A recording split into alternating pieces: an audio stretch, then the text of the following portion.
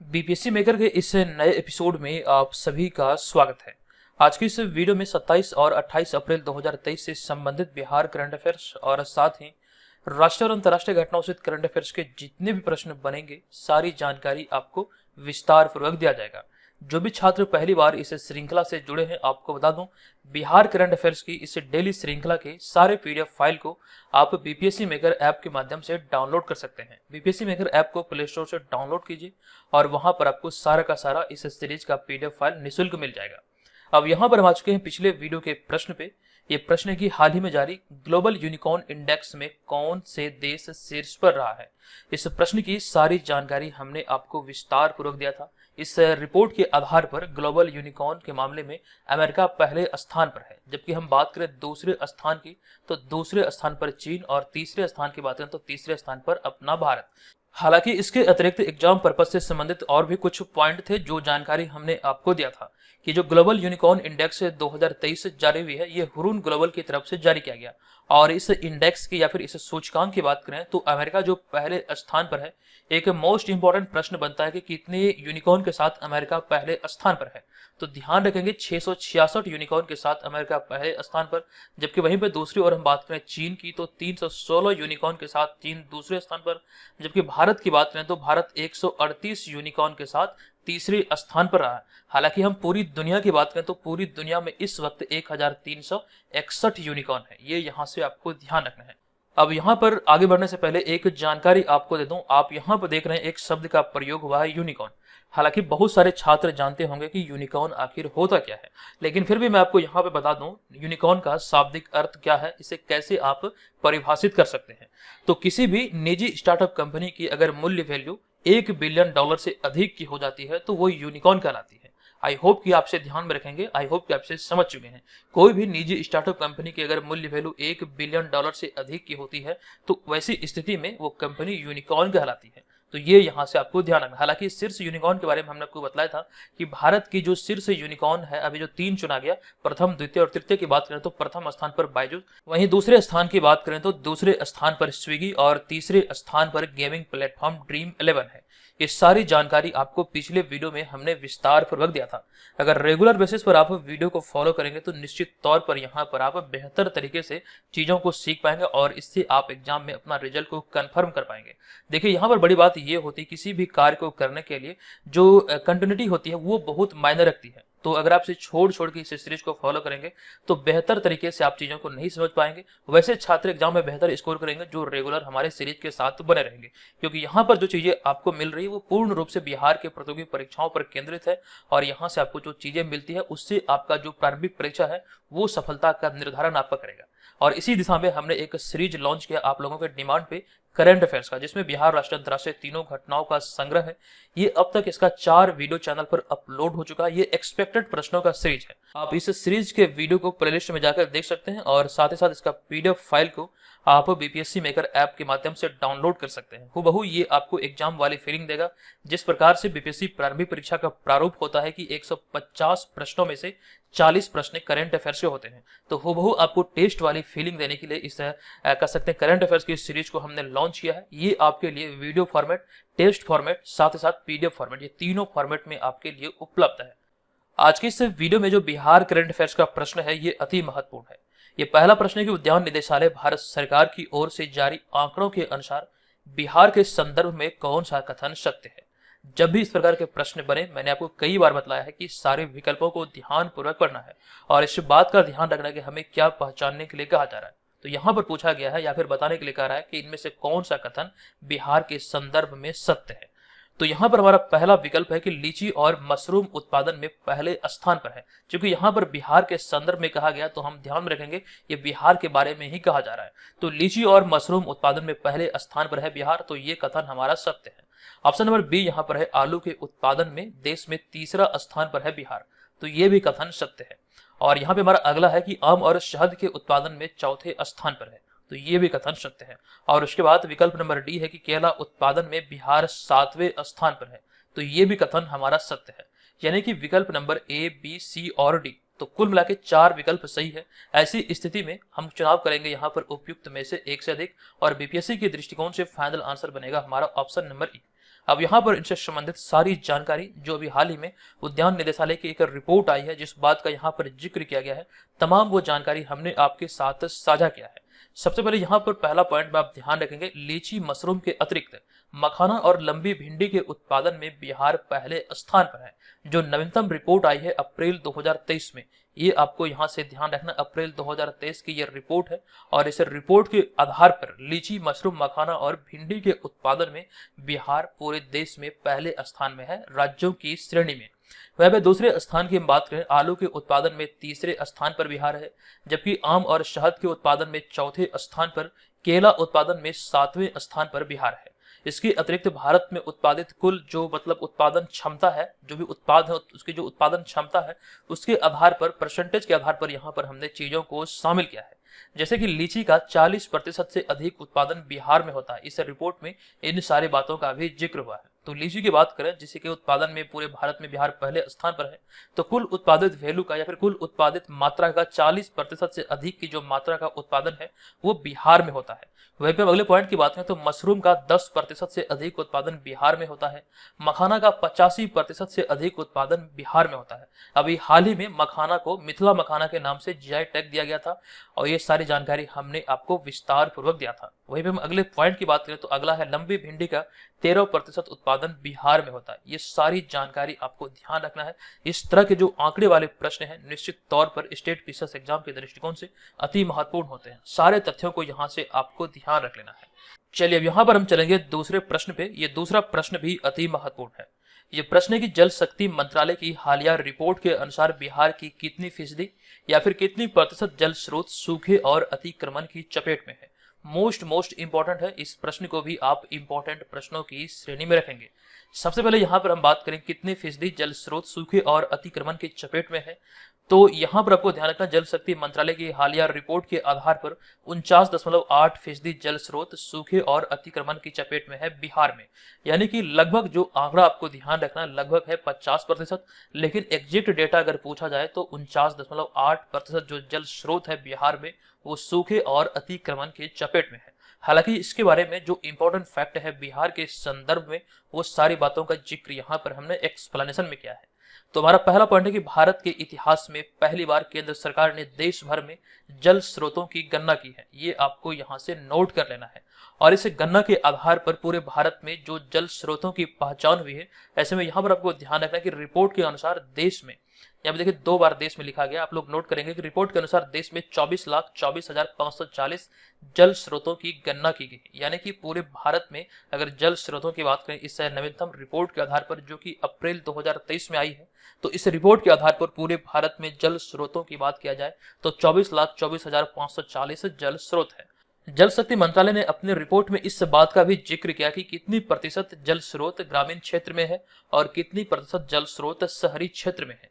अगर हम बात करें प्रतिशतता के आधार पर तो कुल मिलाकर 97.1% जो जल स्रोत है ये ग्रामीण क्षेत्रों में है। महज आपको ध्यान रखना है 2.9% जल स्रोत जो है ये शहरी क्षेत्रों में है। अगर जल स्रोत के आधार पर इसकी संख्या की बात करें तो आपको ध्यान रखना है कि शहरी क्षेत्रों में महज 69,485 जल स्रोत है, लेकिन ग्रामीण क्षेत्र की बात करें तो 23,55,055 जल स्रोत हैं। ये आंकड़े आपको ध्यान रखना, ये अति महत्वपूर्ण है। हालांकि वहीं पर दूसरी ओर हम बिहार के दृष्टिकोण से बात करें तो इस गणना के आधार पर बिहार में कुल मिला के 45,793 जल स्रोतों की गणना की गई है। ये आपको यहाँ से ध्यान रख लेना है। बिहार के संदर्भ में आपको इस बात का भी ध्यान रखना है कि इसमें से 43,831 यानी कि कुल संख्या का 95.7% जल स्रोत ग्रामीण क्षेत्रों में है, जबकि वहीं पे दूसरी ओर हम बात करें शहरी क्षेत्रों की तो बाकी 1962 यानी कि कुल मिला के 4.3% जल स्रोत शहरी क्षेत्रों में है। तो कुल मिला के दोनों दृष्टिकोण से हम देखें शहरी और ग्रामीण, तो जिस प्रकार से राष्ट्रीय स्तर पर ग्रामीण क्षेत्रों में जल स्रोत अधिक है, जहां पर यह प्रतिशतता 97% है, उसी आधार पर बिहार की भी बात करें तो बिहार में ग्रामीण क्षेत्रों में यह प्रतिशतता 95% है। यानी कि मूल रूप से देखें तो बिहार के ग्रामीण क्षेत्रों में जो जल स्रोत की संख्या वो अधिक है, शहरी क्षेत्रों में नाम मात्र के ही बराबर है। लेकिन इस रिपोर्ट में एक बात ये भी बताया गया कि साथ ही बिहार में 49.8% जल स्रोत सूखे और अतिक्रमण की चपेट में है। हालांकि जल शक्ति मंत्रालय की इस रिपोर्ट के बारे में कुछ और भी जानकारी एग्जाम पर्पज से इंपॉर्टेंट है, जिसका जिक्र यहाँ पर हमने तीसरे प्रश्न में किया है जो आप यहाँ पर देख रहे हैं। तो तीसरा प्रश्न हमारा यहाँ पर है कि जल शक्ति मंत्रालय ने हाल ही में जल निकायों या फिर जल स्रोतों की पहली गणना रिपोर्ट जारी की है और पूछा गया कि इस संबंध में कौन सा कथन सत्य नहीं है, यानी कि हमें यहाँ पर असत्य कथन की पहचान करना है। तो यहाँ पर हम बात करेंगे सारे विकल्पों की। तो पहला विकल्प है, यह पहली बार है जब यह रिपोर्ट जारी किया गया। तो यह कथन हमारा बिल्कुल सत्य है। यहाँ पर प्रश्न में भी लिखा गया है कि जल शक्ति मंत्रालय ने हाल ही में अपनी पहली गणना रिपोर्ट जारी की है, यानी कि यह रिपोर्ट पहली बार जारी किया गया। प्रश्न के आधार पर भी यहाँ पर आप सही विकल्प का चुनाव कर सकते थे। हालांकि आप बीपीएससी एग्जाम की तैयारी कर रहे हैं तो सारे विकल्पों को यहाँ पर ध्यानपूर्वक पढ़ना है। अगर गलती से भी यहाँ पर 2 विकल्प इस प्रश्न का राइट आंसर हो जाता है तो ऐसी स्थिति में जो फाइनल आंसर होगा वो हो जाएगा ऑप्शन नंबर ई, क्योंकि एक से अधिक विकल्प सही होने की स्थिति में विकल्प नंबर ई हमारा सही हो जाता है। तो इस दिशा में हमारा दूसरा पॉइंट है कि 2.9% जल निकाय शहरी क्षेत्र में है। अभी थोड़ी देर पहले हमने आपको जानकारी दिया था। ये भी विकल्प यहाँ पर हमारा सही है। राष्ट्रीय स्तर की यहाँ पर बात हो रही है। हमारा अगला विकल्प है कि जल स्रोतों के मामले में पश्चिम बंगाल शीर्ष पर है। तो ये भी कथन हमारा सही है, जबकि जल स्रोतों के मामले में बिहार शीर्ष पर है। ये कथन हमारा असत्य है। तो 3 विकल्प यहाँ पर सही है, ए, बी और सी। इस दृष्टिकोण से राइट आंसर होगा ऑप्शन नंबर ई। अब यहाँ पर संबंधित तथ्यों की बात करें तो हमारा पहला पॉइंट है कि भारत के इतिहास में पहली बार है यह जब जल शक्ति मंत्रालय ने देश के जल संसाधनों या फिर जल निकायों की पहली गणना रिपोर्ट जारी की है। और इस दिशा में आपको ध्यान रखना, थोड़ी देर पहले ही हमने आपको जानकारी दिया कि रिपोर्ट के अनुसार देश में 24,24,540 जल स्रोतों की गणना की गई, जिसमें 97.1% यानी कि 23,55,055 जल निकाय ग्रामीण क्षेत्रों में है, जबकि महज आपको ध्यान रखना 2.9% यानी कि 69,485 जल निकाय या फिर जल स्रोत शहरी क्षेत्रों में है।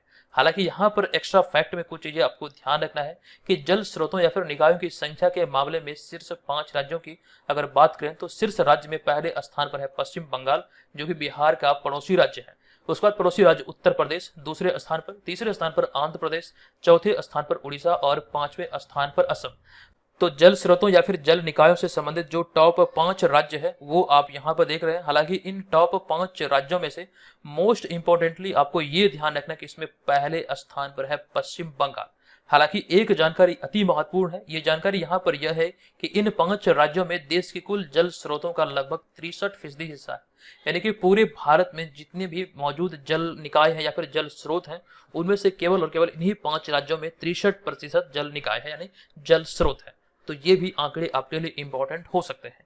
तो जल शक्ति मंत्रालय की जो हालिया रिपोर्ट आई, जो रिपोर्ट जल निकायों या फिर जल स्रोतों से संबंधित है, इस रिपोर्ट के बारे में सारी जानकारी यहाँ पर हमने आपको विस्तार पूर्वक दिया है। यहीं से आपके एग्जाम में प्रश्न बनेंगे। सारे तथ्यों को कहीं एक जगह आप लोग अवश्य नोट कर लीजिएगा। फिलहाल अब यहाँ पर हम चलते हैं अगले प्रश्न पे, लेकिन उससे पहले आपको जानकारी दे दूं, हमारे जितने भी स्टडी मटेरियल और नोट्स साथ साथ जो टेस्ट सीरीज है, खास करके आपके 69वें बीपीएससी एग्जाम के लिए, वो सभी स्टडी मटेरियल नोट्स आदि को आप बीपीएससी मेकर ऐप के माध्यम से प्राप्त कर सकते हैं। बीपीएससी एग्जाम की बेहतर तैयारी के लिए जो हमने नोट्स लॉन्च किया है वो आप यहाँ पे देख सकते हैं। ये तमाम जो सिलेबस आधारित नोट्स है वो आपको बीपीएससी मेकर ऐप पर बीपीएससी वाले कोर्स में उपलब्ध कराया गया है, जिसमें सिलेबस आधारित नोट्स के अतिरिक्त बिहार जीके का भी इसमें सीरीज शामिल है। इसके अतिरिक्त करंट अफेयर्स का पूरा पैकेज यहाँ पर आपको प्रदान किया जा रहा है, यानी कि दोबारा से आपको कहीं से भी करंट अफेयर्स पढ़ने की आवश्यकता नहीं है। इस सीरीज में आपका बिहार, राष्ट्रीय, अंतर्राष्ट्रीय तीनों घटनाओं का एकदम से संपूर्ण संग्रह मिल जाएगा आपके एग्जाम तक। तो ये तमाम स्टडी मटेरियल और नोट्स आपको बीपीएससी मेकर ऐप पर इस 69वीं बीपीएससी वाले कोर्स में उपलब्ध कराया गया है। इस एग्जाम की प्रस्तावित तिथि की बात करें तो ये प्रस्तावित तिथि है 30 सितंबर 2023, यानी कि जो आयोग ने दिशा निर्देश दिया है इस एग्जाम के बारे में कि 30 सितंबर 2023 को ये एग्जाम होना है। तो इस एग्जाम को लेकर के जो हमारा कोर्स लॉन्च है बीपीएससी मेकर ऐप पर, यहाँ पर जो आप देख रहे हैं तमाम स्टडी नोट्स इसके तहत उपलब्ध कराए गए। इसी में आपका टेस्ट सीरीज भी इंक्लूड है। हालांकि इस कोर्स में एक ऑफर भी चल रहा है, तो ऑफर का लाभ लेने के लिए जब आप कोर्स को परचेज कर रहे होंगे तो आपको कूपन कोड अप्लाई करना है BM100 का, जिसके बाद कोर्स में आपको भारी डिस्काउंट मिलेगा। हालांकि यहाँ पर हम इस ऑफर की बात करें तो यह ऑफर एक लिमिटेड पीरियड ऑफर है, तो जितना जल्दी हो सके आप इस कूपन कोड का इस्तेमाल करके इस कोर्स को जरूर ज्वाइन करें। निश्चित तौर पर आप यहाँ पर हमारे टेस्ट सीरीज के माध्यम से जो इस कोर्स में आपको दिया जा रहा है, इसके माध्यम से हजारों विद्यार्थियों के बीच अपनी तैयारी का आप सही तरीके से आकलन कर पाएंगे। चलिए फिलहाल अब यहाँ पर हम चलते हैं इसे स्किप करते हुए अगले प्रश्न पे। हमारा अगला चौथा प्रश्न है कि हाल ही में लॉजिस्टिक प्रदर्शन सूचकांक 2023 जारी किया गया, बताएं कि इस संदर्भ में कौन सा विकल्प सही है। तो इस स्थिति में सारे विकल्पों को पढ़ना है। जैसे कि हमारा पहला विकल्प है कि इसे विश्व बैंक द्वारा जारी किया गया, तो ये विकल्प यहाँ पर हमारा सही है। जबकि बात करें हम दूसरे विकल्प की तो 139 देशों में भारत 38वें स्थान पर रहा, तो ये भी विकल्प यहाँ पर हमारा सही है। विकल्प नंबर सी है कि इस रिपोर्ट में या फिर इस सूचकांक में सिंगापुर पहले स्थान पर रहा, तो ये भी विकल्प सही है। जबकि बात करें विकल्प नंबर डी की, तो भारत सबसे अंतिम स्थान पर रहा, तो ये विकल्प हमारा यहाँ पर असत्य है। 3 विकल्प सही है, ए, बी और सी। इस स्थिति में हमारा राइट आंसर होगा ऑप्शन नंबर ई। अब यहाँ पर इससे संबंधित जो सारी जानकारी है वो आप यहाँ पर देख रहे हैं कि विश्व बैंक द्वारा जारी की गई लॉजिस्टिक प्रदर्शन सूचकांक यानी कि LPI 2023 में भारत 38वें स्थान पर रहा है और पहले स्थान पर सिंगापुर। ये यहाँ से आपको ध्यान रख लेना है। हालांकि बात करें भारत पिछले वर्ष की तुलना में 6 पायदान की छलांग लगाने के साथ 139 देशों की सूची में 38वें स्थान पर पहुंच गया है। एग्जाम में पूछे जा सकते हैं, पिछले वर्ष से तुलना किया जा सकता है, यानी कि जो इसका पिछला रिपोर्ट आया था, पिछले रिपोर्ट से तुलना किया जाए तो 6 पायदान का छलांग लगाकर अब ये 38वें स्थान पर पहुंच चुका है। ये यहाँ से आपको ध्यान रखना है। हमारा अगला यहाँ पर पॉइंट होगा जो कि लॉजिस्टिक से हालांकि संबंधित है। हालांकि इस योजना का नाम है प्रधानमंत्री गति शक्ति योजना। इस योजना के बारे में ध्यान रखें, इसकी शुरुआत माननीय प्रधानमंत्री नरेंद्र मोदी ने 15 अगस्त 2021 को किया था। इस योजना की अर्थात प्रधानमंत्री गति शक्ति योजना की शुरुआत पीएम नरेंद्र मोदी के द्वारा 15 अगस्त 2021 को की गई थी। हालांकि यहाँ पर आपको ये ध्यान रखना है, इस योजना के तहत सड़क, रेल, हवाई अड्डा, बंदरगाह, सार्वजनिक परिवहन, जलमार्ग और लॉजिस्टिक ढांचे को इस योजना का 7 इंजन कहा गया। हालांकि इसके बारे में हमने आपको जानकारी दिया था 2021 में, लेकिन यहाँ पर हमने लॉजिस्टिक की चर्चा किया है। यहाँ पर इस 7 इंजन जो कहा गया इस योजना को, इसमें लॉजिस्टिक भी शामिल है। लॉजिस्टिक को क्यों शामिल किया गया, आप यहाँ पर देख सकते हैं कि लॉजिस्टिक का जो कॉस्ट होता है उसे कम करने के लिए जो योजना लाई गई थी। तो इन सारी बातों का यहाँ से आपको ध्यान रखना है। पीएम गति शक्ति योजना के बारे में हमने आपको यहाँ पर विस्तार से जानकारी दिया, क्योंकि कहीं ना कहीं ये भी इससे संबंधित है। और इसी दिशा में अभी हाल ही में जो लॉजिस्टिक प्रदर्शन सूचकांक जारी हुआ, इस दिशा में भारत पूरी दुनिया में 139 देशों की सूची में 38वें स्थान पर रहा और पहले स्थान पर सिंगापुर। चलिए यहाँ पर हम चलते हैं अगले प्रश्न पे। हमारा अगला होगा 5वां प्रश्न। तो ये अगला हमारा 5वां प्रश्न है कि हाल ही में किस राज्य सरकार ने खेल संस्कृति को पुनर्जीवित करने के लिए वन पंचायत वन प्लेग्राउंड परियोजना लॉन्च की है। इस प्रश्न का हमारा राइट आंसर होगा वन पंचायत वन प्लेग्राउंड परियोजना अभी हाल ही में केरल सरकार ने लॉन्च किया। तो ऑप्शन नंबर ए यहाँ पर इस प्रश्न का राइट आंसर होगा। आपको जानकारी दे दूं कि हाल ही में 19 अप्रैल 2023 को केरल सरकार ने राज्य की हर पंचायत में गुणवत्तापूर्ण खेल परिषद खोलकर राज्य की खेल संस्कृति को पुनर्जीवित करने के लिए एक पंचायत एक खेल का मैदान यानी कि वन पंचायत वन प्लेग्राउंड परियोजना शुरू की है। ये आपको ध्यान रखना, ये संबंधित है केरल सरकार से। और इस बार यहाँ पर हमने लिखा है कि इस योजना का उद्घाटन केरल के वर्तमान या फिर मौजूदा मुख्यमंत्री पिनराई विजयन ने कलिक्कड़ में किया। केरल में एक स्थान है कलिक्कड़, यहीं से इस योजना की या फिर इस परियोजना की शुरुआत की गई। चूंकि यहाँ पर बात हो रही है केरल की, तो केरल से संबंधित कुछ जानकारी हमने कुछ समय पहले दिया था, आप यहाँ पर देख सकते हैं। आपको ध्यान रखना 4 अप्रैल 2023 को जीआई रजिस्ट्री द्वारा जारी आंकड़ों के अनुसार देश में वर्ष 2022-23 के दौरान सबसे अधिक संख्या में उत्पादों के लिए भौगोलिक संकेतक अर्थात जीआई टैग का दर्जा पाने वाले राज्यों में केरल 6 जीआई टैग के साथ शीर्ष पर रहा। 2022-23 के लिए जो जीआई टैग दिया गया, इसके आधार पर हम बात करें तो सर्वाधिक जीआई टैग जो मिला 2022-23 के लिए केरल को मिला। 6 जीआई टैग के साथ इस सूची में केरल पहले स्थान पर रहा। ये जानकारी हमने आपको इसी सीरीज में दिया था, हालांकि यहाँ पर रिवीजन पर्पज से पुनः हमने शामिल किया है। लेकिन मोस्ट इंपोर्टेंटली आपको ये ध्यान रखना है कि जीआई रजिस्ट्री का जो मुख्यालय है ये कहाँ पर है, तो इसका मुख्यालय चेन्नई तमिलनाडु में है। एग्जाम में ये प्रश्न बन सकता है। जीआई टैग के बारे में कई बार हमने आपको विस्तार पूर्वक जानकारी दिया है, आप यहाँ पर सारी जानकारी पुनः से देख सकते हैं। हालांकि कुछ बातें यहाँ पर हमने नहीं लिखा है, फिर भी आपको यहाँ पर बता दूं कि किसी वस्तु को जो जीआई टैग मिलता है ये एक्ट 1999 के आधार पर ही दिया जाता है। 1999 के एक्ट के आधार पर किसी वस्तु को जीआई टैग मिलता है। और साथ ही आपको यहाँ पर इस बात का भी ध्यान रखना, किसी वस्तु को जो जीआई टैग मिलता है ये 10 वर्ष की अवधि के लिए उससे संबंधित भौगोलिक क्षेत्र या फिर जो संबंधित राज्य होते हैं उनको दिया जाता है। और उसके बाद 10 वर्ष के बाद पुनः से इसमें रजिस्ट्रेशन कराना अनिवार्य होता है। और जीआई टैग मिलने से किसी वस्तु की जो इंटरनेशनल मार्केटिंग होती है वो आसान हो जाती है, उसे इंटरनेशनल लेवल पे एक अलग पहचान मिलती है। और बिहार से संबंधित बात करें जीआई टैग की, तो हाल ही में 2023 में बिहार के एक उत्पाद जो कि मरचा चावल, जो कि आपको ये ध्यान रखना बिहार के पश्चिमी चंपारण के चनपटिया से ये संबंधित है। और अभी हाल ही में बिहार से अगर बात करें कृषि उत्पाद की, तो बिहार से जो जीआई टैग प्राप्त उत्पादों की सूची है ये 6ठा उत्पाद है। कृषि उत्पाद की यहाँ मैं बात कर रहा हूँ, ये 6ठा कृषि उत्पाद है जिसे कि जीआई टैग मिला है। हालांकि इसके बारे में यहाँ पर हमने आपको कंप्लीट जानकारी दिया है। आपको यहाँ पर ध्यान रखना है कि बिहार के उत्पादों की सूची जिसे कि जीआई टैग मिला है अब तक, तो अब तक बिहार को 3 क्षेत्रों में जीआई टैग मिला। एक तो है खाद्य पदार्थ, इसमें केवल एक उत्पाद है सिलाव खाजा। इसके अतिरिक्त दूसरा हमारा जो मतलब कह सकते हैं जो कैटेगरी है ये है हस्तकला। हस्तकला के क्षेत्र में इन सभी चीजों को मतलब इन सभी हस्तकलाओं को जीआई टैग मिला। जबकि वहीं पर बात करें कृषि उत्पादों की, तो कृषि उत्पादों के बारे में भी आप यहाँ पर देख सकते हैं। इसमें शाही लीची, कतरनी चावल, जरदालू आम, मगही पान, मिथिला मखाना को 2022 में ये जीआई टैग दिया गया था। जो कि बात करें अभी हाल ही में 2023 में मरचा चावल को जीआई टैग दिया गया। तो मरचा चावल कृषि उत्पाद के दृष्टिकोण से छठा उत्पाद है जिसे कि जीआई टैग मिला है। ये आप यहाँ से ध्यान रखेंगे। मरचा चावल जो संबंधित है मूल रूप से बिहार के पश्चिमी चंपारण जिले के चनपटिया से ही संबंधित है। चनपटिया जो प्रखंड है पश्चिमी चंपारण का, ये मरचा चावल का मुख्य उत्पादक क्षेत्र है। ये बातें यहाँ से आपको ध्यान रख लेना है।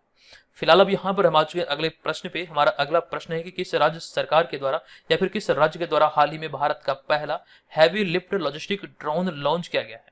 तो अभी हाल ही में इस प्रश्न का जो राइट आंसर होगा तो ऑप्शन नंबर बी, यानी कि हाल ही में ओडिशा सरकार के द्वारा heavy lift logistic drone launch किया गया। तो ऑप्शन नंबर बी यहाँ पर इसका राइट आंसर होगा। ध्यान रखेंगे, ओडिशा के मुख्यमंत्री नवीन पटनायक ने ओडिशा में भारत का पहला heavy lift logistic drone launch किया है। आप यहाँ पर इस ड्रोन को इस तस्वीर में भी देख सकते हैं। हालांकि इस ड्रोन के बारे में पूछा जा सकता है तो इससे संबंधित जानकारी यहाँ पर हमने लिखा कि इसे उड़ीसा स्थित स्टार्टअप बोनवी एरो द्वारा निर्मित किया गया या फिर विकसित किया गया है। और साथ ही यहाँ पर अगले फैक्ट में हमने इस ड्रोन की क्षमता के बारे में एक पॉइंट लिखा है कि जिसमें 10 किलोमीटर से अधिक और 50 किलोग्राम परिवहन करने की क्षमता है। यहाँ पर आपको ये ध्यान रखना है, इस ड्रोन की अगर क्षमता की बात करें तो ये 10 किलोमीटर तक उड़ान भर सकती है और 50 किलोग्राम तक का वजन उठा के ये मतलब उड़ान भर सकती है। ये ड्रोन के बारे में कहा जा रहा है। और अभी हाल ही में ये हैवी लिफ्ट लॉजिस्टिक ड्रोन को जो लॉन्च किया है ये उड़ीसा सरकार के द्वारा लॉन्च किया गया। ये बात है, यहाँ से ध्यान रखिए। चलते हैं अगले प्रश्न पे। अगला हमारा 7वां प्रश्न है कि हाल ही में सलोखा योजना लागू किया गया, इस संबंध में कौन सा कथन सत्य है। हालांकि यहाँ पर दर्शाया गया विकल्पों में कि यह किस राज्य की योजना है, इन्हीं से संबंधित ये पॉइंट है। हालांकि हम बात करें इसका राइट आंसर की तो सलोखा योजना संबंधित है महाराष्ट्र से। तो ऐसे में इस प्रश्न का हमारा राइट आंसर होगा ऑप्शन नंबर बी, यह महाराष्ट्र सरकार की एक योजना है। और इस योजना से संबंधित सारी जानकारी हमने आपके साथ साझा किया है।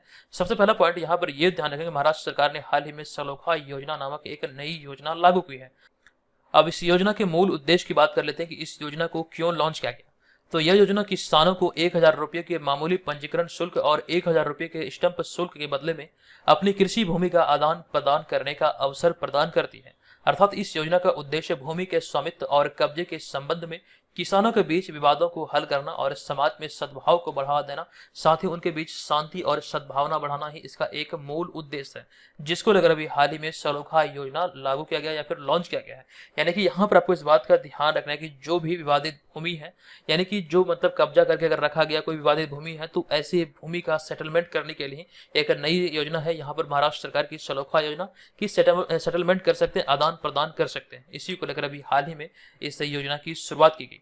हालांकि आपको ये ध्यान रखना है, इस योजना की कार्य अवधि की बात करें तो यह योजना अगले 2 वर्षों तक वैध होगी, अगले 2 वर्षों तक संचालित होगी। ये बातें यहाँ से आपको ध्यान रखना है। और मुख्य रूप से आपको इस बात का ध्यान रखना है, ये योजना जो है सलोखा योजना ये महाराष्ट्र से संबंधित है।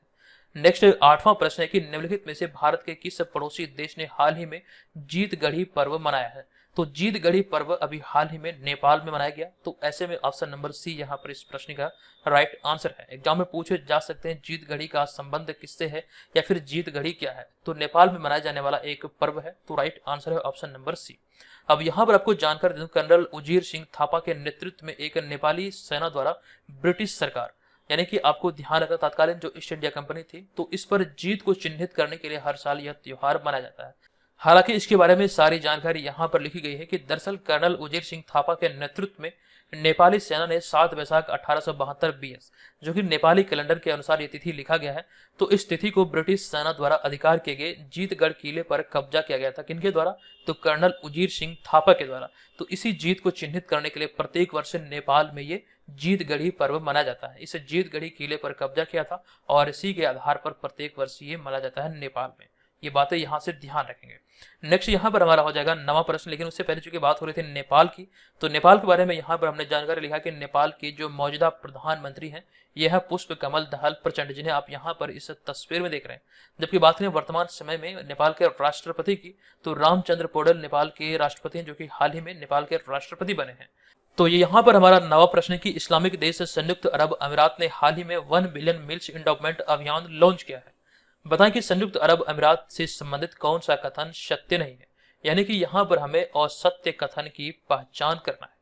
तो सारे विकल्पों को यहाँ पर आप ध्यान रखेंगे, हमें असत्य विकल्प की पहचान करना है। जैसे कि हमारा पहला विकल्प यहाँ पर है संयुक्त अरब अमीरात में 7 अमीरात या फिर 7 रियासत या राज्य हैं। तो ये कथन हमारा सत्य है, क्योंकि आपको इस बात का ध्यान रखना है कि संयुक्त अरब अमीरात जो देश है ये 7 अमीरात या फिर 7 रियासत या 7 राज्य का एक देश है। तो ये कथन हमारा सत्य है। चूंकि हमें पहचान करना असत्य कथन की, तो ये हमारा राइट आंसर नहीं होगा। हमारा दूसरा विकल्प यहाँ पर है कि बैंकॉक संयुक्त अरब अमीरात की राजधानी है।